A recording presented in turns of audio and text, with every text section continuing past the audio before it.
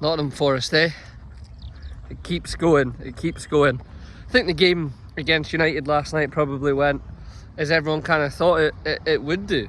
I mean, Forest didn't have a lot of the ball, the commentators kept saying that, but, you know, they're happy to not have it. And, you know, the thing with Forest is, it's those teams that play that type of style, you know, that sit in and are a bit hard to break down, and you're a bit like, it's a bit shitey to watch. And as I always say, there's more than one way to play the game, but they've got real pace. So when it comes to it, and they're going on that counter attack, they're so dangerous. I mean, Elanga for the goal last night, absolutely rapid. Someone's just got to foul him and take him down from a United point of view. But you know, they have that raw pace on the counter attack, and Iwanoni was playing up top last night, but they've either got him or Chris Wood, so there's also a physical presence to go a bit longer. Like, it's kind of like it's basically Atletico Madrid, but with real kind of sheer pace from the wingers going up top, because Atletico at the moment obviously got like Alvarez and stuff who are great, but they're not like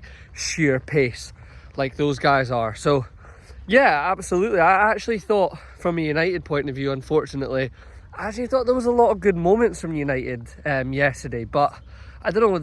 I don't know if anyone else noticed, the midfield gaps was so massive. Like, I just thought every time the ball got played forward from United, Forest's midfielders and attackers were all up top, and then the back 4 or 5 were just in their shape. So there was like no middle of the park, which I think made it a bit easier for them. But I thought the way they moved the ball around, and I always look for energy and kind of the players passing and stuff like that. And I just thought last night they I don't know, I think they do look like a team that's bought into what Amarin's trying to do, and I do think they're trying to go for it. I don't think it's a case that they're not. I just, where they are is where they are. Like, they're in what, 13th place for a reason. I mean, they're absolutely toothless going forwards. Like, Højlund's just not really been it. You know, and they don't even start with him up top, and there was just nothing there. Unless Bruno's going to pull a rabbit out of a hat, nothing's going to happen. And, you know, I think everyone has a player that they kind of go to and rely on in their team, but it just feels like he's having to be the midfielder and also be the goal scorer. So it just is, it's too much for him. It's too much. He was even dropping deep, and he was playing some great balls later on and pinging it out to the wings, but I mean, fucking hell, can't do everything, can he? Can't do everything. So I'm just trying to more and watch. So everyone that watches this that has zero idea where Gullen is in Scotland or ever been to Gullen, beautiful spot, especially on a day like today. So yeah, Forest obviously clear it off the line at the end, but deserved 3 points. I mean, not a lot happened. Sells made that save in the first half. You then got West Ham and Wolves that you know, watched the highlights of it. Probably just about what you would think that game was. There was a few poor quality moments in the final third from both teams. I mean, that's a bad defeat for West Ham. I know they're not doing great and they're down there as well, but that's a bad defeat for West Ham. And you know, Mr. Andrew Jones is one of my pals, big West Ham fan, but I always say to him, man, every season I worry for West Ham. I just don't.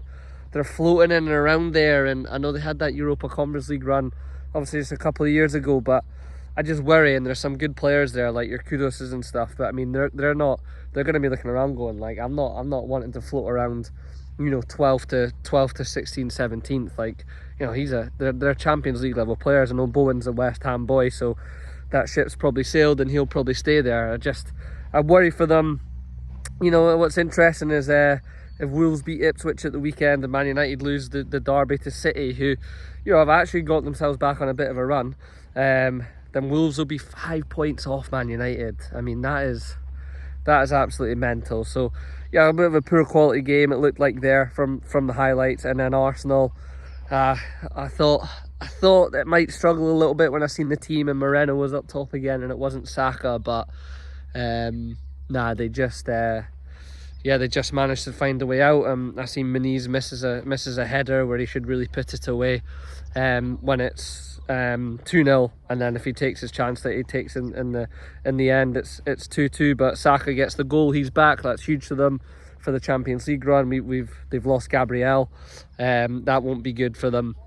in the Champions League if he's out for a bit. That looked like a hammy or something that went, so I can't imagine he'd be back anytime soon. I'm gonna have to take him out of my fantasy team as well. So yeah, all in all, I think all the games probably went just as about as everyone thought, as I said in my video on Monday. So yeah, we're back at it tonight with the Merseyside derby. Come on, Liverpool, do not make this title race become a thing again and give Arsenal a bit of a bounce by not getting a win tonight.